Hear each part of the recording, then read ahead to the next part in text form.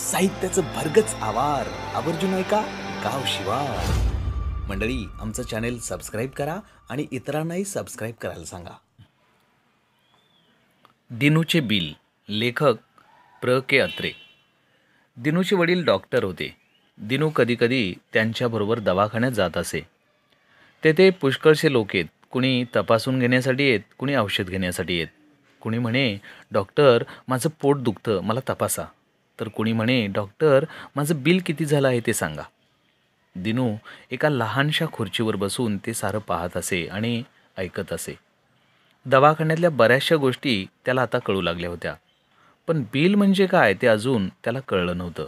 दिनूनं एके दिवशी वडिलांना विचारलं, बाबा, बिल म्हणजे काय हो? डॉक्टरांनी टेबलावरचा एक कागद घेतला आणि दिनूला दाखवला.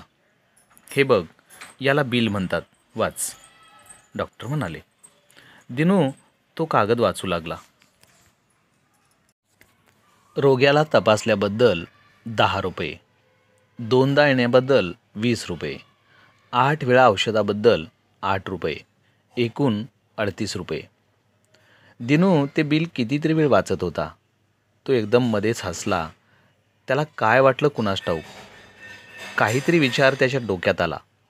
घरी गेल्यावर दिनू आपल्या खोलीत गेला आणि कागदावर त्यानं आपल्या आईच्या नावानं एक बिल तयार केलं.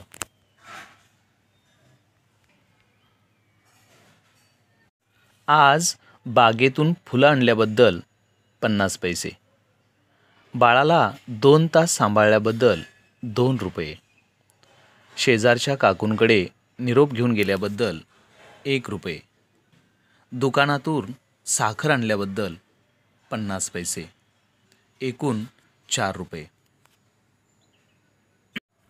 ते बिल त्यानं आईच्या खोलीत नेऊन ठेवलं. दुसऱ्या दिवशी दिनू सकाळी उठला. त्याच्या उशाशी 4 रुपये ठेवलेले होते.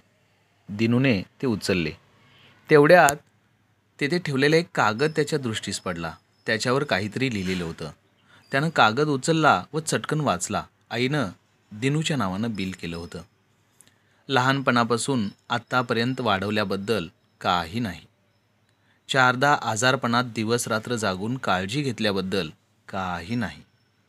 गोष्टी सांगून करमणूक केल्याबद्दल काही नाही.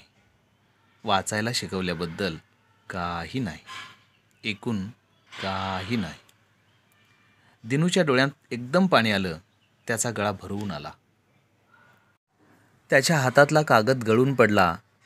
ते पैसे घेऊन तो तसाच आईकडे धावत गेला.